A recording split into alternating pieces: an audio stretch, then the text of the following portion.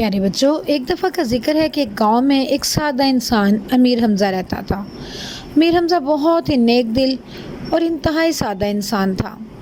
وہ ہمیشہ اپنی بوڑھی ماں کی خدمت کرتا اور اس کی ماں اس کو بدلے میں دعا دیتی کہ اللہ کرے تم مٹی میں ہاتھ ڈالو تو وہ بھی سونا بن جائے، اور وہ ہنس دیتا۔ وہ اتنا سادہ انسان تھا کہ اسے ارد گرد کی دنیا کی کوئی خبر نہ تھی۔ وہ صرف اپنے کام میں مگن رہتا، سارا دن کھیت میں ہل چلاتا اور جو بھی کام وہ کرتا اس سے کمانے والی رقم سے اپنی ماں کے لیے خوشیاں خریدتا۔ ایک دن کا ذکر ہے کہ وہ اپنے کھیت میں کام کر رہا تھا کہ وہاں پہ ایک چوہا آ گیا، اور اس سادہ انسان کو یہ بھی نہ پتا تھا کہ یہ چوہا ہے یا شیر۔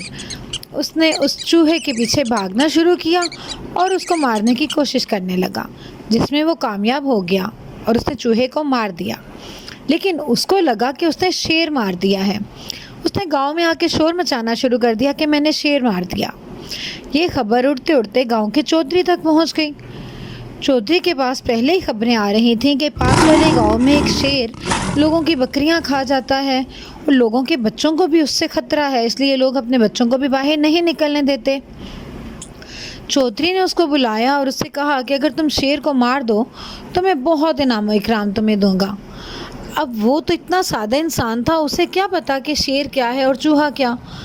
اس نے کہا لو جی، وہ تو میں فوراً ہی مار سکتا ہوں، اس میں کیا بات ہے۔ اس نے کہا تو ٹھیک ہے، تم بندوق لو اور اس کو مار دو۔ اس نے کہا نہ بھائی نہ، میں تو اپنی اس لاٹھی کے ساتھ ہی اس کو مار دوں گا، کیونکہ اس نے پہلے چوہے کو بھی اسی لاٹھی کے ساتھ مارا تھا، اس لیے اس کو خوش فہمی تھی کہ وہ اسے آرام سے اس لاٹھی سے مار دے گا۔ اب وہ لاٹھی لے کے جب جنگل میں گیا تو وہاں پہ اسے شیر نظر آیا۔ شیر کو دیکھتے ہی اس کے تو حواس فتح ہو گئے۔ وہ بھاگ کے درخت کے اوپر چڑھ گیا۔ اب شیر نیچے سے منہ کھول کے دھاڑ رہا تھا اور وہ تھر تھر کانپ رہا تھا۔ کانپتے کانپتے اس کی سٹک اس کے ہاتھ سے چھوٹ گئی، اور وہ لاٹھی جیسے ہی اس کے ہاتھ سے چھوٹی وہ شیر کے منہ میں گر گئی۔ منہ میں گری تو حلق میں جا لگی، جس کی وجہ سے شیر فوراً وہیں پہ ڈھیر ہو گیا۔ بہت خوش ہوا کہ اس نے واقعی میں شیر کو مار دیا ہے۔ حالانکہ اس میں اس کا کوئی کمال نہ تھا، لیکن اس کی قسمت کا کمال تھا جو اس کی ماں کی دعاؤں کی وجہ سے تھی۔ وہ چودھری کے پاس گیا تو چودھری نے اسے ڈھیروں انعام و اکرام دیا اور وہ بہت خوش ہوا، لیکن اس کے ساتھ ساتھ ہی اس نے اسے ایک اور کام سونپ دیا۔ اس نے کہا کہ پاس والے گاؤں میں ایک بہت موٹا تازہ صحت مند آدمی ہے جس نے لوگوں کا جینا محال کر رکھا ہے، تمہیں اس سے لڑنا اور اسے ہرانا ہوگا۔ جب وہ وہاں گیا تو امیر حمزہ تو اس کو دیکھ کے بالکل پریشان ہو گیا۔ اسے پتا تھا کہاں وہ اس انسان کا مقابلہ کر سکتا تھا۔ شیر کے مقابلے میں تو اس کو ساتھ قسمت نے دے دیا، لیکن اب وہ یقیناً اس موٹے آدمی کے ہاتھوں مرنے والا تھا۔ وہ بہت ڈرا، لیکن اس نے تھوڑا عقل سے کام لیا۔ اس نے کہا کہ دیکھو، میرا تمہارا کیا مقابلہ، تم اتنے موٹے تازے انسان ہو، تم تو درختوں کو بھی ٹکر مار کے گرا سکتے ہو۔ اس نے کہا ہاں ہاں کیوں نہیں۔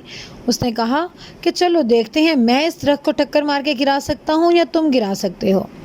موٹے آدمی نے بہت کوشش کی، اس نے زور زور سے ٹکریں ماری۔ دوسری تیسری ٹکر میں ہی درخت پوری طرح سے ہل گیا۔ اب وہ امیر حمزہ تو سمجھ چکا تھا کہ درخت گرنے والا ہے۔ اس نے کہا تمہاری باری تو ختم، اب تم مزید ٹکر نہیں مارو گے بلکہ اب میں ماروں گا۔ دیکھو تم نے 4 ٹکریں ماری اور درخت نہیں گرا، اب میں ایک ٹکر میں تمہیں یہ گرا کے دکھاؤں گا۔ اور وہی ہوا، جب اس نے ٹکر ماری تو درخت پوری طرح سے نیچے گر گیا، کیونکہ وہ درخت تو پہلے ہی اپنی جڑوں سے اکھڑ چکا تھا۔ اس موٹے آدمی کی ٹکروں کے ساتھ درخت تو پہلے ہی پوری طرح ہل گیا تھا۔ تو وہی ہوا کہ جب اس نے اس کو گرتی ہوئی دیوار کو ایک ہلکی سی ٹکر لگائی تو وہ فوراً سے درخت نیچے زمین بوس ہو گیا۔ اب تو وہ موٹا آدمی حیران ہو گیا کہ واقعی میں تم مجھ سے زیادہ طاقتور ہو، اور اس طرح سے امیر حمزہ دوبارہ کامیاب ہو گیا۔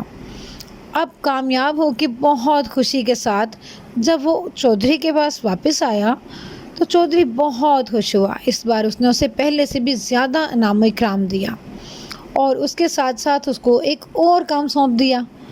اب تو امیر حمزہ بہت پریشان ہوا، کیونکہ کام بھی ایسا ہی تھا جس میں جان کا بہت زیادہ خطرہ تھا۔ اس نے اس سے کہا کہ قریبی گاؤں میں چند جنگلی لوگ رہتے ہیں، وہ جنگلی لوگ اصل میں ایک پورا قبیلہ تھے جو کہ وہاں پہ لوگوں کا شکار کرتے۔ وہ نہ صرف لوگوں کو مارتے بلکہ یہ بھی سننے میں آیا تھا کہ وہ لوگوں کی ہڈیاں تک کھا جاتے تھے، اور اس طرح سے یہ کام واقعی میں بہت زیادہ خطرناک تھا۔ اب مرتا کیا نہ کرتا، امیر حمزہ اس کا گھوڑا لے کے نکل گیا۔ وہ گھوڑے پہ جا رہا تھا، لیکن وہ تو گھوڑے کے بھاگنے سے بھی تھر تھر کانپ رہا تھا، کیونکہ وہ تو گھوڑے پہ بھی کبھی سواری نہیں کرتا تھا۔ اس نے سوچا کہ میں راستے میں ہی کہیں کسی درخت پر ہی ٹک جاتا ہوں اور کچھ دن بعد گھر چلا جاؤں گا۔ اس نے ایک درخت کو پکڑ کے اس پر پناہ لینے کی کوشش کی تو خدا کی کرنی ایسی ہوئی کہ وہ درخت جڑوں سے پہلے ہی ہلا ہوا تھا، اس کے ہاتھ لگانے سے ہی اس کے ساتھ ہی آ گیا۔ اب گھوڑا بھی تیز رفتار تھا اور اس کے ساتھ ساتھ درخت بھی آتا جا رہا تھا۔ جب وہ درخت کے ساتھ اس قبیلے کی طرف گیا تو وہ قبیلہ دیکھتے ہی ڈر گیا کہ یہ کتنا دلیر انسان ہے جو کہ ایک درخت کو جڑوں سے اکھاڑ کے لیتا آ رہا ہے۔ وہ اتنا ڈر گئے کہ انہوں نے فوراً ہی اس کے سامنے سرنڈر کر دیا۔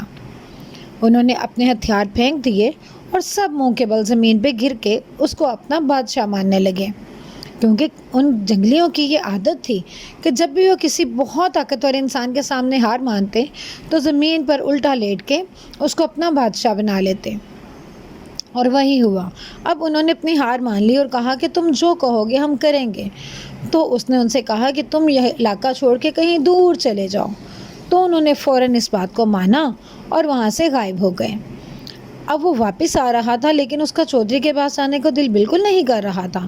اسے پتا تھا وہ کوئی نیا کام بتا دے گا۔ اس نے سوچا کوئی ایسا راستہ اپنانا چاہیے کہ میں چودھری سے ہی چھٹکارا پا لوں۔ اس نے سوچا کہ تھوڑی سی بدتمیزی اس کے ساتھ کرتا ہوں، تھوڑا غصہ ہوگا، لیکن آئندہ مجھے کبھی کوئی کام نہیں کہے گا، نہ ہی مجھ سے بات کرے گا۔ تو اسی پلان پر عمل کرتے ہوئے اس نے چودھری پر حملہ کرنے کی سوچی۔ اس نے سوچا کہ میں اسے کہہ دوں گا کہ میں نے دیکھو اتنے اچھے اچھے کام کیے ہیں تمہارے لیے، اس لیے تم مجھے کوئی سزا نہ دو۔ اور اس نے وہی کیا۔ جب وہ گیا تو چودھری اپنے بیڈ روم میں سو رہا تھا۔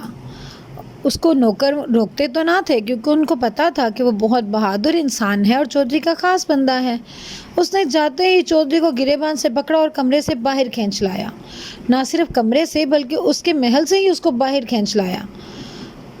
اب اللہ تعالیٰ نے اس کا ساتھ ایسے دیا کہ اس کا مکان دھاڑ سے زمین پر گر گیا۔ اب چودھری بہت حیران ہوا کہ وہ جو غصہ کرنے والا تھا کہ اس نے اس کو باہر کیوں کھینچ کے لایا گریبان سے پکڑ کے، تو وہ جب اس نے اپنے مکان کو دیکھا تو وہ تو بہت شکر گزار ہوا کہ تم تو ولی بھی ہو، تمہیں پتا تھا کہ میرا مکان گرنے والا ہے جو تم مجھے کھینچ کے باہر لے آئے ہو۔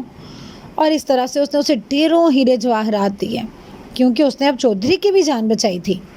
اور اس طرح سے امیر حمزہ بہت خوش ہوا کہ اس کی ہر الٹے کام کی تدبیر سیدھی پڑتی جا رہی تھی، اور وہ خوشی خوشی سارے ہیرے جواہرات لے کے اپنی ماں کے پاس گیا، کیونکہ یہ اس کی ماں کی دعا ہی تھی جس نے کہا تھا کہ تم مٹی میں ہاتھ ڈالو تو وہ بھی سونا بن جائے، اور حقیقتاً ایسا ہی ہو رہا تھا۔ تو اپنی ماں کے پاس گیا اور سب دولت اس کے قدموں میں لا کے رکھی۔ اب تو اس کے پاس بڑا سا گھر تھا اور سب کچھ تھا۔ تو اس نے اپنی ماں سے کہا کہ آپ کی دعاؤں کے ساتھ یہ سب مجھے حاصل ہو گیا ہے، تو بچوں آپ بھی کبھی اپنے ماں باپ کا دل نہ دکھاؤ، بلکہ ان سے دعائیں لینے کے لیے ان کی خدمت کرو، تاکہ آپ کے ساتھ بھی امیر حمزہ کی طرح ہر کام بہت اچھا سا ہو۔